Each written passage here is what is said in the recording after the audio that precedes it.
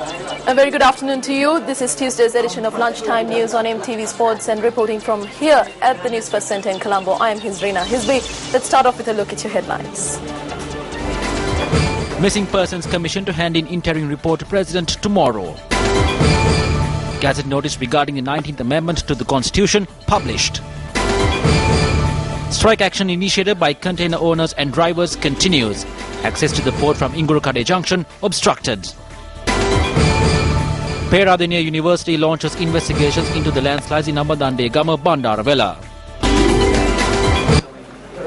And in your local news this afternoon, President Maithripala Sirisena says that the Sri Lanka Freedom Party public representatives need to understand the complex political process of the country, which has set an example to the world. The President made this statement at the special workshop for SLFP electorate and district organisers held at the Sri Lanka Foundation Institute. At this event, responsibilities were vested with the SLFP Central Working Committee members for the forthcoming elections. In addition, an election subcommittee was also appointed. The President's media unit said that a code of conduct that SLFP public representatives need to follow was also discussed. The President's media unit added that the amendments to the Constitution and the amendments to the electoral system were discussed along with the stance of the Sri Lanka Freedom Party on the matter. You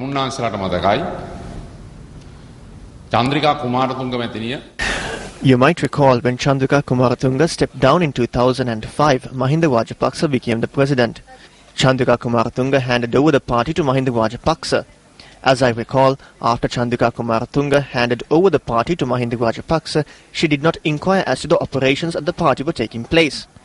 She gave the opportunity for the new custodian of the party to continue the work. If you and Mahinda Rajapaksa handed over this party to me, you need to allow me to operate in this party. I need to state that clearly. You must decide based on your conscience. After I took over the party, there are views being expressed that the party has received democracy. That is a good sign. We need to have true peace in the country, with no war taking place in the future. I told to work together even for 2 years so that the issues can be resolved. සැබෑ සාමයක් රට තුල ඇති කරගෙන යන්න. මේ අවුරුදු දෙකක්වත් එකට වැඩ කරමු කියලා කිව්වොත් ඒ ප්‍රශ්න ටික විසඳ ගන්නවා. The Presidential Commission to investigate into complaints regarding missing persons is to hand in an interim report to President Maithripala Sirisena tomorrow. Chairman of the Commission, Maxwell Parnagamas, said that the observations of the Commission and the work carried out by the Commission thus far will be presented as an interim report. He added that the Commission had recorded around 20,000 complaints at present. The Commission is expected to record evidence on missing persons from Ampara during the first week of April. Also in local news, a Gazette notification on the 19th Amendment to the Constitution has been published. Government printer Gamini Fonseca said that the Gazette notice was issued last night and thereby powers vested with the Executive President was amended according to the proposed constitutional amendment, which was approved by the Cabinet at an emergency Cabinet meeting on Sunday.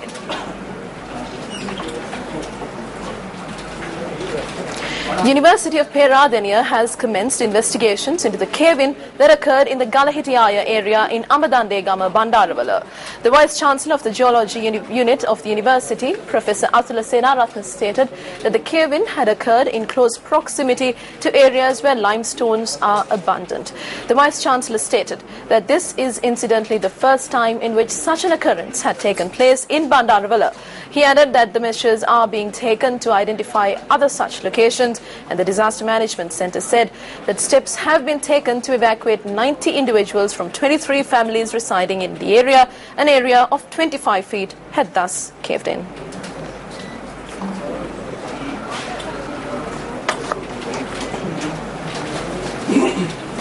The protest initiated by a group of cargo container truck owners and drivers obstructing the entry route of the Colombo port near the Ingurukade Junction in Colombo is still continuing. The group commenced the protest last morning by halting the transportation of goods and disrupting vehicular movement along the port entry route. The protesters charged that 120 new licenses from lorries have been distributed with the intervention of a group of ministers of the government. The owners of the Container Transport Association note that although discussions were held with the subject minister yesterday, it bore no fruit. Discussions were not held regarding industries. Discussions were only held on how we should bring the situation to a control. He said that by today licenses will be provided to 1,500 vehicles. If there is any hindrance caused to our industry, we will take action. We have 12,000 vehicles. We will enact the services of all 12,000 vehicles. Minister of Ports Arjuna Ranatunga made a revelation yesterday over an individual who is an employee at the Sri Lanka Ports Authority being involved in the deployment of vehicles to the harbour in an illegal manner. I believe that the minister must have spoken about me. I like to state to the people of this country that I have no vehicles with me. You could look into my assets. I don't even have a vehicle for my personal use. Moreover, in local news this afternoon, a public forum on the draft bill of right to information organised by the Bar Association of Sri Lanka together with US aid was held in Colombo yesterday. Speaking at the forum, Executive Director of the Centre for Policy Affairs, Dr. Pakisothi Saravanamuthu, said that the right to information is a liberty and not a license. Right to information is not license and should not be confused as license. To get every single bit of information, your curiosity might irk you into wanting.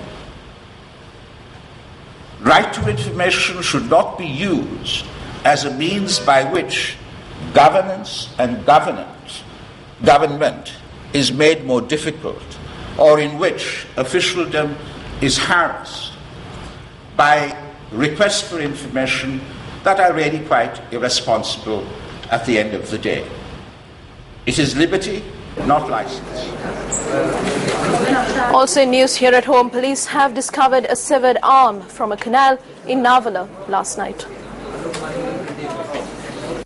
Police are expecting to carry out a DNA test to ascertain the identity of the severed arm discovered in Navala last night and of the severed legs discovered in Dematagoda recently. Police media spokesperson ASP Ruan Gunasekara said that the police hope to obtain a court order to carry out the test. A group involved in cleaning the canal discovered the severed hand yesterday. Meanwhile, 2 severed human legs were discovered several days ago from another canal in Dematagoda.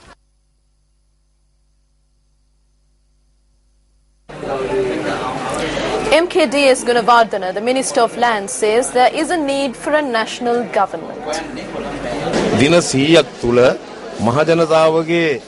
We need to carry out work that is felt by the people within the 100 days. The 100 days was launched to win the hearts of the people and win their trust.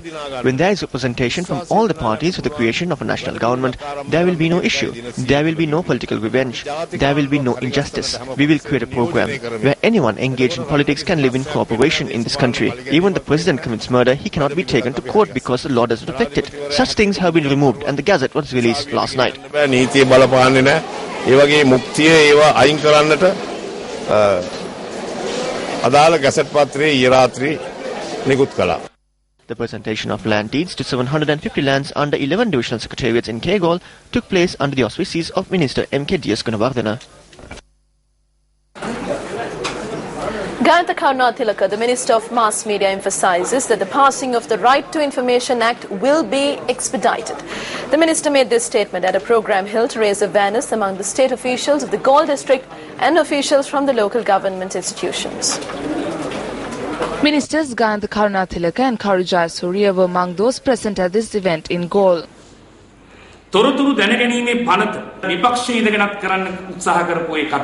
tried to implement the Right to Information Act even while in the opposition. We hope to expedite the process in transparency, to eradicate corruption and to steer the country into the right direction. We will expedite the process in passing it. We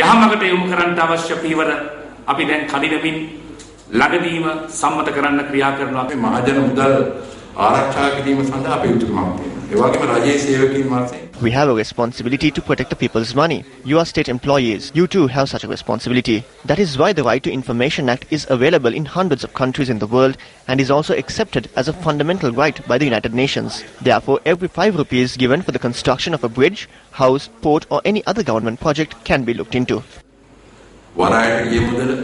එහෙම නැත්නම් වෙනත් ආණ්ඩුවේ ව්‍යාප්තියට ගිය මුදල් රුපියල් 5ක් දීලා හොයාගන්න පුළුවන්.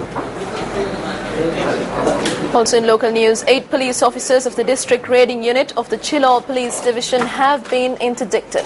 Police media spokesperson ASP Rohan Gunasekara said that a police inspector, sub-inspector, a sergeant and 5 constables were interdicted.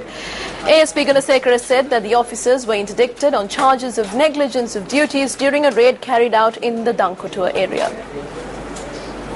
8 police officers, including 1 IP, 1 SI, 1 sergeant and 5 PCs, have been interdicted by Senior DIG Northwest Range from yesterday due to the serious duty negligence within those officers raided at a place in Dankotua police area. Those officers were attached to a divisional vice unit at Halawata Police Division. And that's a wrap of Lunchtime News on MTV Sports for today. I'm Hizrina Hizbi. Take care and have a great day ahead.